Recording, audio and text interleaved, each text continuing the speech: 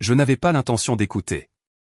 Je me tenais juste derrière la baie vitrée, tenant un plateau d'amuse-bouche que j'avais passé l'après-midi à préparer. La plancha était encore brûlante. Les assiettes étaient chaudes entre mes mains. C'était le dîner hebdomadaire de Julien. Ses amis, son espace, ou du moins c'est ainsi qu'il le décrivait. C'est alors que je l'ai entendu rire. Pas le rire décontracté qu'il avait avec moi, mais ce rire fort et suffisant qu'il réservait aux autres hommes. Le genre de rire qui remplit une pièce et exige l'approbation. Je doute que cette mascarade de mariage survive une année de plus. Julien a dit, elle n'est plus du tout à mon niveau. Les mots ont atterri avant que je puisse bouger. Dans le jardin, ses amis se sont renversés en arrière sur leurs chaises, vers levé. Quelqu'un a applaudi. Quelqu'un a ri plus fort que les autres. J'ai vu des hochements de tête, de l'accord, de la fierté. Ils étaient assis sur les meubles que j'avais choisis, mangeaient la nourriture que j'avais payée, buvaient le grand cru que je gardais en réserve, et ils célébraient mon remplacement. Pendant quelques secondes, je suis resté parfaitement immobile. Mon corps semblait gelé, mais mon esprit était douloureusement clair. J'ai regardé Julien accepter leur approbation comme une récompense. Je l'ai vu rayonner comme s'il avait enfin dit quelque chose de courageux au lieu de cruel. Personne ne m'avait encore remarqué. C'était la partie qui faisait le plus mal. Pas seulement l'insulte, mais la façon dont elle vivait confortablement dans la pièce. Ce n'était pas un dérapage. C'était répété, validé, ancré. J'ai réalisé alors qu'il ne s'agissait pas d'une mauvaise soirée ou d'un commentaire imprudent. C'était ainsi qu'il parlait quand il croyait que je n'écoutais pas. C'était ce qu'il était quand il pensait être en sécurité. J'ai posé le plateau doucement. Je n'ai pas pleuré. Je n'ai pas interrompu. Je n'ai pas fait irruption en exigeant des explications. Je suis simplement resté là assez longtemps pour comprendre une chose. Ce mariage était déjà terminé. La seule question qui restait était de savoir combien de temps j'étais prête à faire semblant de ne pas le savoir. Avant cette nuit-là, les gens me décrivaient souvent comme chanceuse, chanceuse d'avoir une entreprise prospère, chanceuse d'avoir un mari charmant en public, chanceuse de vivre la vie que tout le monde supposait facile. Ce qu'ils ne voyaient jamais, c'était avec quel soin je me faisais plus petite. J'avais bâti mon entreprise à partir de missions freelance sur un coin de table de cuisine, bien avant que Julien ne parle d'être entrepreneur. Quand l'entreprise a commencé à grandir, j'ai géré les contrats, les clients, les nuits blanches. Julien gérait les histoires, les idées, les rêves qui ne dépassaient jamais le stade de la discussion. Chaque fois qu'une de ces entreprises échouait, j'absorbais la perte en silence. Je me disais que le mariage signifiait la patience. Je me disais que le soutien était de l'amour. Je me disais que le succès était quelque chose que nous partagions, même quand j'étais la seule à le gagner. Quand mes revenus ont dépassé les siens, j'ai arrêté de mentionner les chiffres. Quand les clients louaient mon travail, je redirigeais le mérite. Quand ils plaisantaient sur le fait d'être le visionnaire, je souriais et je le laissais dire. Parce que protéger son ego semblait plus facile que d'affronter la vérité. Je suis devenue la calme, la raisonnable, celle qui faisait tourner la boutique tout en faisant semblant de ne pas remarquer que l'équilibre avait disparu. Les amis disaient, vous êtes un couple si solide. Ce qu'ils voulaient dire, c'est que j'étais assez forte pour nous deux. Et j'ai accepté ce rôle sans question jusqu'à la nuit où j'ai entendu mon mariage décrit comme une blague. Debout devant cette baie vitrée, j'ai compris quelque chose avec une clarté terrifiante. Je n'avais pas été malchanceuse en amour. J'avais été loyale envers quelqu'un qui enviait secrètement la vie que j'avais construite. Et une fois que j'ai vu cela, il n'y avait pas de retour en arrière possible. Je n'ai pas répété ce que j'allais dire. Il n'y a pas eu de montée dramatique, pas de discours se formant dans ma tête, juste une certitude calme s'installant dans ma poitrine alors que je poussais la porte vitrée. Le rire s'est arrêté instantanément. Julien s'est tourné vers moi en premier, son sourire encore à moitié formé, figé dans l'espace entre la confiance et le choc. Ses amis ont suivi, les yeux fuyants, les verres s'abaissant, les corps se raidissant comme des enfants pris en train de faire une bêtise. Je suis entré et j'ai posé le plateau sur la table. Pourquoi attendre un an, ai-je dit, ma voix stable, presque polie. Finissons ce soir. Personne n'a parlé. Julien a ouvert la bouche, puis l'a refermée. La version de lui qui savait comment se sortir de n'importe quoi par la parole n'avait soudainement rien de préparé. Je n'ai pas accusé. Je n'ai pas posé de questions. Je n'ai pas exigé une explication que j'avais déjà. Je ne voudrais pas que tu sois piégé dans un mariage que tu ne respectes clairement pas, ai-je continué, surtout avec quelqu'un de si loin en dessous de ton niveau. L'un de ses amis a regardé le sol. Un autre a fait semblant de vérifier son téléphone. L'approbation qu'ils avaient été si généreux à offrir quelques secondes plus tôt s'était évaporée. Julien a finalement retrouvé sa voix. Claire, on discutait juste. Tu as sorti ça de son contexte. J'ai secoué la tête une fois. C'est ça le contexte, ai-je dit. C'est qui tu es quand tu penses que je n'écoute pas. Puis je me suis retourné et je suis rentré dans la maison. Je n'ai pas attendu qu'ils me suivent. Je ne suis pas resté pour regarder ses amis se disperser. Je ne me suis pas retourné pour voir si le regret avait enfin atteint son visage. Pour la première fois depuis des années, je ne suis pas resté pour gérer ses émotions. J'avais dit la phrase qui comptait. Tout ce qui suivait n'était que de la logistique. Je suis allé directement dans la chambre, pas la chambre d'amis, pas le canapé, la chambre qui contenait encore l'illusion de nous. J'ai sorti ma valise du dressing et je l'ai ouverte sur le lit. Les mouvements semblaient presque mécaniques, comme une mémoire musculaire d'une vie pour laquelle je ne me souvenais pas m'être entraîné. J'ai emballé ce qui comptait. Les vêtements de travail d'abord. Les blazers que je portais aux réunions auxquelles il n'assistait jamais. La sacoche d'ordinateur qui contenait toute ma vie professionnelle. Les bijoux que je m'étais offerts après des contrats majeurs. Chaque pièce une célébration silencieuse que je n'avais jamais annoncée. J'ai sauté les choses liées aux souvenirs. Celles-là pouvaient rester derrière. Je ne fuyais pas. Je me séparais. Julien est apparu dans l'encadrement de la porte. Le souffle court. Les cheveux plus parfaitement coiffés. Claire, s'il te plaît, dit-il. Parlons de ça. Il n'y a rien à dire, répondis-je sans me retourner. Tu as déjà tout dit.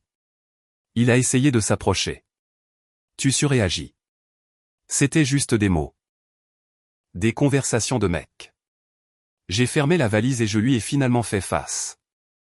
Tu n'as pas plaisanté sur le fait de partir, ai-je dit. Tu as plaisanté sur le fait de me remplacer. La pièce est retombée dans le silence. Je suis au courant pour l'avocat, ai-je continué, bluffant légèrement ou peut-être devinant la vérité. Je sais pour le compte que tu as ouvert sans me le dire. Et je sais que tu dis aux gens que je suis difficile à vivre au travail. Son visage s'est vidé de ses couleurs. Comment sais-tu ça? Parce que j'avais prêté attention plus longtemps qu'il ne le pensait. J'ai soulevé la valise du lit. Je ne pars pas parce que tu m'as humilié, ai-je dit. Je pars parce que tu as prévu de m'effacer. Pour la première fois cette nuit-là, il n'avait plus rien à dire. Et j'ai réalisé quelque chose d'autre dans ce silence. Je ne faisais pas mes valises dans le chagrin. Je faisais mes valises dans la clarté. Je venais de fermer la valise quand mon téléphone a vibré. Un message, numéro inconnu. Vérifie les jeudis soirs de ton mari. Tu mérites de savoir ce qu'il prépare. J'ai fixé l'écran, mon pouce stable d'une manière qui m'a surprise. Je n'étais pas confuse. Je n'avais pas peur. Quelque chose en moi savait déjà que ce n'était pas une coïncidence. Un autre message a suivi quelques secondes plus tard. Je suis désolé d'avoir pris autant de temps. Je ne savais pas comment arrêter ça. Le nom est apparu alors. Marc Dubois. Le meilleur ami de Julien. Celui qui avait porté le toast le plus fort. Celui qui avait détourné le regard quand j'avais parlé. Je suis sorti dans le couloir pour prendre l'appel. La voix de Marc était basse, serrée, comme quelqu'un retenant son souffle. Claire, je sais que c'est le pire moment possible, mais tu as besoin d'entendre ça maintenant. Dis-le. Ce que tu as entendu ce soir n'était pas une blague. Il a dit que ça faisait partie d'un plan. Le mot plan a atterri lourdement. Ça dure depuis des mois, a-t-il continué. Ces jeudis soirs n'étaient pas des dîners. C'étaient des réunions stratégiques. Julien documente tout ce que tu fais. Les emails, les nuits tardives, les décisions. Il monte un dossier. Un dossier pourquoi, ai-je demandé, connaissant déjà la réponse. Pour te faire passer pour instable, a dit Marc, pour qu'il puisse prendre le contrôle de l'entreprise et s'en sortir les mains propres. Le couloir semblait soudain trop calme. J'ai des preuves, a-t-il ajouté. Des messages, des notes, des captures d'écran. Je ne pouvais plus laisser faire. J'ai fermé les yeux un instant. Ce n'était plus une trahison. C'était une campagne militaire. Et pour la première fois cette nuit-là, j'ai compris quelque chose clairement. Mettre fin au mariage n'était que le début. Nous nous sommes rencontrés le lendemain matin dans un café calme à l'autre bout de la ville. Marc est arrivé tôt, déjà assis, son café intact. Il semblait plus petit que la veille. Comme si l'assurance qu'il portait si facilement autour de Julien s'était finalement fissurée. Il y a un nom pour ça, a-t-il dit avant que je puisse m'asseoir. Julien l'appelle l'opération écran de fumée. Je n'ai pas réagi. J'ai juste attendu. Il a dit que s'il contrôlait l'histoire, il pourrait contrôler le résultat. Marc a continué en expliquant que si les gens croyaient que j'étais instable, émotionnel, difficile, personne ne remettrait en question le fait qu'il prenne la relève. Il a glissé son téléphone sur la table. Des messages remplissaient l'écran. Des groupes de discussion. De longs fils. Les mots de Julien étaient indubitables. Documenter tout. Présenter ça comme de l'inquiétude. Laissez-la penser qu'elle surréagit. Si elle s'énerve, ça nous aide.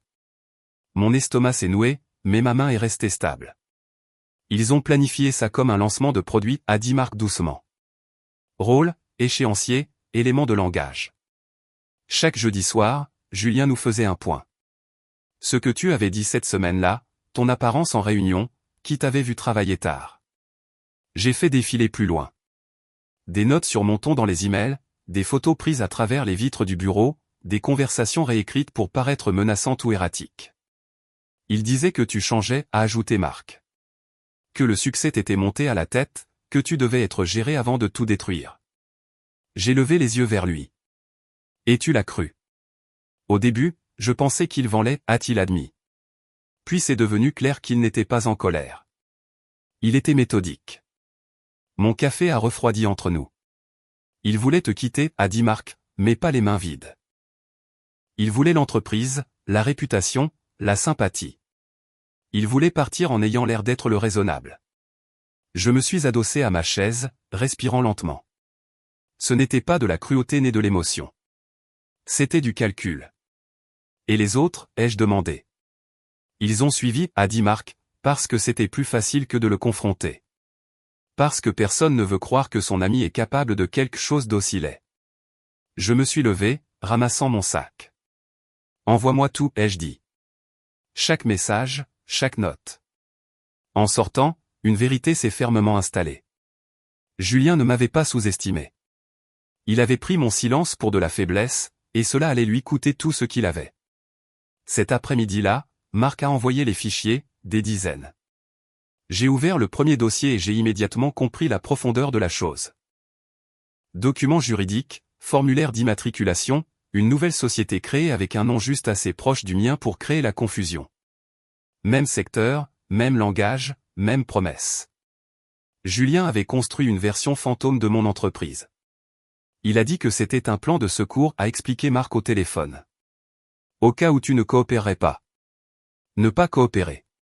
Comme si j'étais un obstacle au lieu d'être la fondation. J'ai parcouru les calendriers montrant quand la société avait été enregistrée, quand les emails de prospection avaient été rédigés, quand les arguments avaient été préparés. Ce n'était pas impulsif. C'était rythmé, réfléchi, conçu pour s'activer au moment où il me dépeindrait comme instable. Il y avait plus. Une liste d'employés, nom, notes, points faibles. Parent isolé, a besoin de stabilité, ambitieux, veut une promotion, fidèle à Claire, à convaincre avec soin. Je me suis rassise, la pièce soudainement très calme. Ils avaient étudié mon équipe comme un inventaire. Julien n'essayait pas seulement de me quitter. Il essayait de démanteler la vie que j'avais construite pièce par pièce et de la reconstruire à son image. Avec mes gens, mes clients, ma réputation dépouillée et réutilisée. Pendant un instant, la colère a flambé, chaude et aiguë. Puis elle est passée. La colère obscurcit le jugement et j'avais besoin de clarté. J'ai appelé la seule personne qui pouvait entendre ça sans sourciller. Mon avocate. Je n'ai pas pleuré lors de cet appel. Je n'ai pas dramatisé. J'ai exposé les faits de la même manière que je le ferais lors d'un conseil d'administration. Il y a eu une pause à l'autre bout de la ligne. Puis elle a dit, ne lui répondez pas. Ne le prévenez pas. Nous avançons discrètement à partir de maintenant.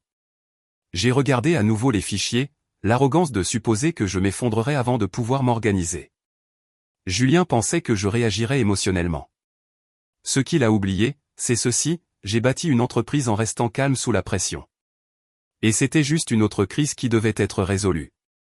Maître Valérie Leclerc a écouté sans interrompre. Pas une seule fois. J'étais assise en face de son bureau, ordinateur portable ouvert, dossier soigneusement étiqueté, pendant qu'elle examinait les preuves avec la concentration de quelqu'un qui avait vu toutes sortes de tromperies et n'était impressionné par aucune d'elles. Quand j'ai fini, elle s'est adossée à son fauteuil. Ce n'est pas un désaccord conjugal, a-t-elle dit. C'est une tentative coordonnée de vous évincer de votre propre entreprise. Son ton était calme, presque clinique. Elle a commencé à décrire les étapes avec précision. Ordonnance de protection, restriction temporaire d'accès, préservation des dossiers, silence sur tous les canaux internes jusqu'à ce que la protection juridique soit en place. Ne répondez à aucune accusation, a-t-elle dit. Laissez-les flotter dans l'air. Nous répondrons avec des faits. J'ai hoché la tête, passant déjà en mode exécution. Votre mari croit que la pression émotionnelle vous fera déraper, a continué Valérie. Les hommes comme ça dépendent des réactions. Vous n'allez pas lui en donner une. Avant que je quitte son bureau, elle m'a arrêté. Encore une chose, a-t-elle dit. Les gens comme votre mari agissent rarement seuls. Une fois la pression appliquée, d'autres commenceront à parler. Elle avait raison. Ce soir-là, mon téléphone s'est allumé avec des messages de numéros que je n'avais pas vus depuis des années. Des excuses enveloppées dans des explications, des demi-aveux, des avertissements silencieux. Le silence autour de Julien se brisait. Et pendant qu'il était occupé à fabriquer des récits, je faisais ce que j'avais toujours fait le mieux, me préparer. Parce que le prochain mouvement ne se passerait pas dans un tribunal ou une chambre à coucher. Il se passerait dans une salle de réunion. Cette nuit-là, je suis resté seul dans une chambre d'hôtel au centre-ville. La chambre était calme d'une manière que ma maison n'avait jamais été. Pas de voix, pas de tension cachée derrière la politesse, juste le silence et les lumières de la ville par la fenêtre. Pour la première fois depuis que tout avait commencé, le poids de tout ça m'a finalement frappé. Je me suis assise au bord du lit, toujours dans mes vêtements de travail, fixant le vide. Mes mains tremblaient, pas de peur, mais d'épuisement. 12 ans à porter plus que ma part m'avait rattrapé en une seule soirée. J'ai pleuré alors, pas fort, pas théâtralement, juste assez pour laisser la pression s'échapper. J'ai pleuré pour la version de moi-même qui avait confondu loyauté et effacement de soi. Pour les nuits où je travaillais tard tout en me disant que son ressentiment était temporaire. Pour chaque fois où j'avais adouci mon succès pour qu'il puisse se sentir plus grand. Quand les larmes ont cessé, autre chose a pris leur place. La concentration. J'ai ouvert mon ordinateur portable et j'ai commencé à préparer le lendemain matin. Diapositive, échéancier, décomposition des revenus. Chaque fait propre et indéniable. Ce n'était pas une question de vengeance. C'était une question de vérité. À minuit, la chambre ressemblait moins à un hôtel qu'à un centre de commandement. Des notes étalées sur le bureau. Fichiers nettoyés et sauvegardés 2 fois. Julien pensait que le lendemain serait consacré au contrôle de l'histoire. Il avait tort. Il allait s'agir d'y mettre fin. Je suis arrivé au bureau avant le lever du soleil. Le bâtiment était calme, ce genre de calme qui n'existe qu'avant que quelque chose d'irréversible ne se produise. La sécurité a hoché la tête à mon passage. Les agents d'entretien ont fait signe. Des gens qui m'avaient vu ici à toutes les heures au fil des ans. Des gens qui savaient qui travaillait réellement. Les lumières de la salle de conférence se sont allumées une à une. Je me suis installé méthodiquement. Dossier financier à un bout de la table, contrat client à l'autre, un seul écran à l'avant attendant des diapositives qui ne flatteraient personne. À 10 heures précises, Julien est entré. Il portait l'expression confiante que j'avais vue 1000 fois. Le sourire qui suggérait le contrôle, la posture d'un homme qui croyait que la pièce plierait pour lui. Il a commencé à parler avant que quiconque ne puisse le faire.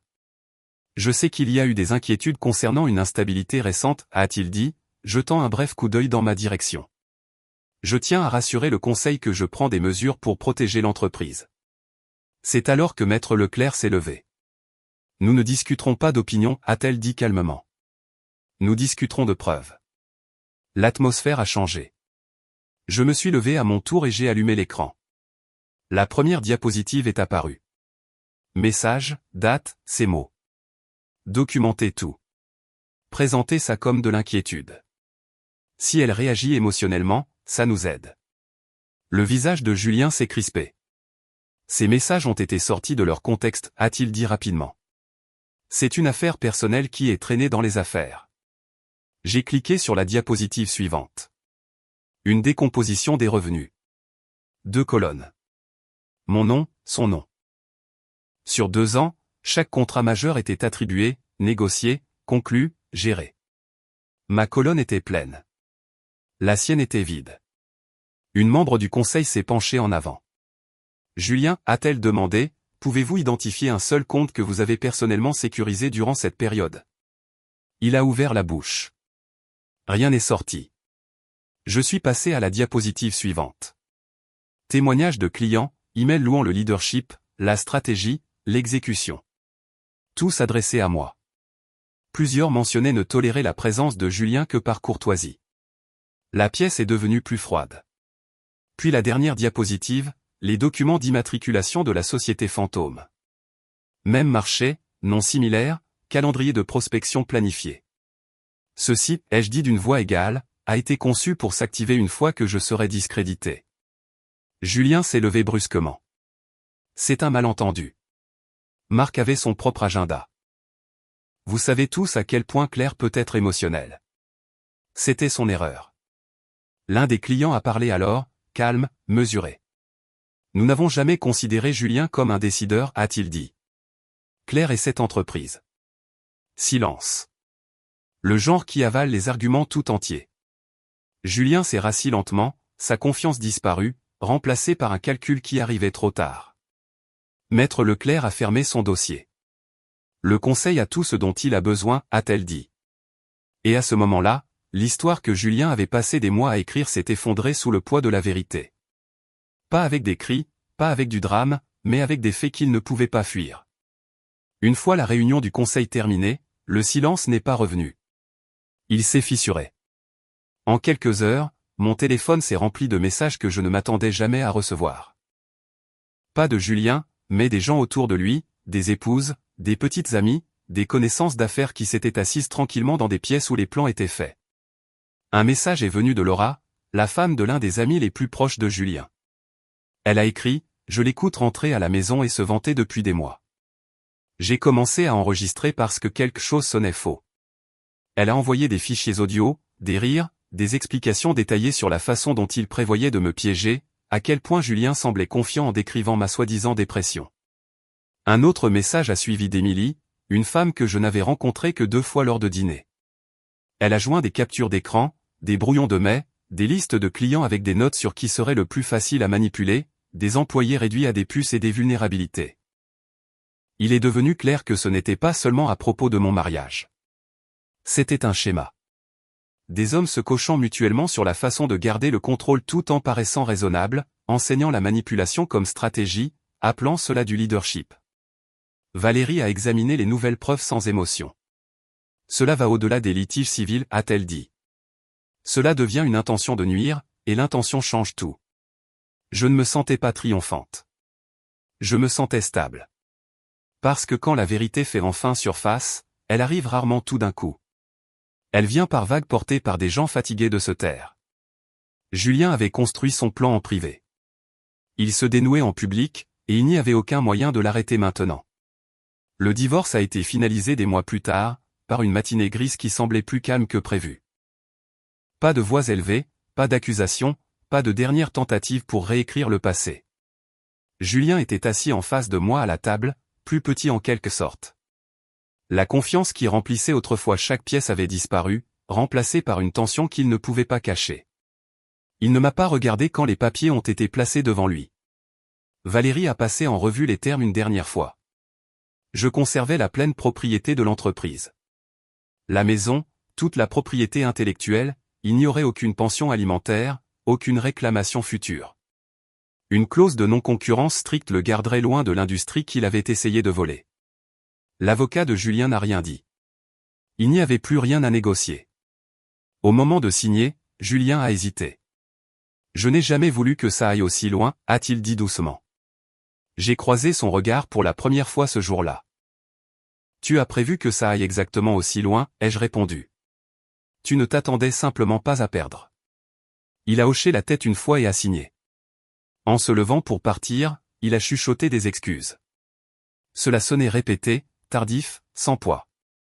Je n'ai pas répondu parce que la véritable clôture ne venait pas des mots. Elle venait du fait de sortir de cette pièce avec mon nom intact, mon travail protégé et mon avenir enfin à moi. La vie n'est pas devenue magiquement facile après le divorce. Elle est devenue claire. L'entreprise s'est stabilisée plus vite que quiconque ne l'avait prévu. Les décisions qui prenaient autrefois des jours prenaient maintenant des minutes. Les réunions finissaient à l'heure. La tension qui vivait tranquillement en arrière-plan avait disparu, et à sa place se trouvait l'élan. Les clients l'ont remarqué. L'équipe aussi. Sans l'interférence de Julien, les projets avançaient proprement. De nouveaux contrats sont arrivés. Des opportunités que j'avais autrefois reportées par égard étaient soudainement possibles à nouveau. Mais le changement le plus inattendu est venu via ma boîte de réception. Des messages de femmes que je n'avais jamais rencontrées. Elles écrivaient avoir entendu des conversations similaires, avoir été lentement peintes comme difficiles, émotionnelles, instables, s'être rétrécies pour garder la paix avec des hommes qui enviaient secrètement leurs compétences. Elles ne me remerciaient pas pour la vengeance. Elles me remerciaient pour la clarté. Un message est resté avec moi, je pensais que j'étais folle jusqu'à ce que j'entende votre histoire. Maintenant je sais que j'étais gérée, pas aimée. Julien a envoyé une lettre pendant cette période, 3 pages, apologétique dans le ton, défensive dans le fond. Même dans le regret, il revendiquait une part de crédit pour mon succès. Je l'ai lu une fois, puis je l'ai classé et j'ai verrouillé le tiroir. Pas par colère, mais comme un rappel. Certaines personnes se tiennent dans les ruines de ce qu'elles ont détruit et croient toujours mériter une part de ce qui a survécu. Je n'avais plus besoin de m'expliquer. J'étais occupé à construire à nouveau. Je l'ai vu des mois plus tard dans un supermarché, par un après-midi de semaine calme. Il se tenait dans l'allée à comparer les prix, les épaules légèrement voûtées, l'assurance qu'il annonçait autrefois disparue. Ses vêtements étaient ordinaires, quelconques. Il ressemblait à quelqu'un essayant de ne pas être remarqué. Pendant un instant, nos yeux se sont croisés. J'ai reconnu l'hésitation immédiatement, l'instinct d'approcher, d'expliquer, de réclamer une version de lui-même qui n'existait plus. Il a fait un pas vers moi, puis s'est arrêté. Pas parce que j'avais l'air en colère, mais parce que je ne le regardais pas du tout. J'ai reporté mon attention sur l'étagère devant moi, lisant les étiquettes, prenant une décision, continuant ma journée. La même concentration calme que j'utilisais en réunion. La même indifférence réservée aux problèmes déjà résolus. Du coin de l'œil, je l'ai vu abandonner son chariot et se détourner rapidement, comme si rester plus longtemps le forçait à affronter quelque chose qu'il ne pouvait pas défaire. Je n'ai pas ressenti de satisfaction. Je me suis senti libre. Parce que l'opposé de l'amour n'est pas la haine. C'est l'indifférence. Et dans cette allée, sous les lumières fluorescentes et les choix ordinaires, j'ai compris la vérité finale. Le vrai pouvoir n'a jamais été de prouver ma valeur. C'était de ne plus avoir besoin qu'il la voie. Pendant longtemps, j'ai pensé que la vengeance signifiait regarder quelqu'un tomber. J'avais tort. La vengeance n'est pas la destruction. C'est la séparation.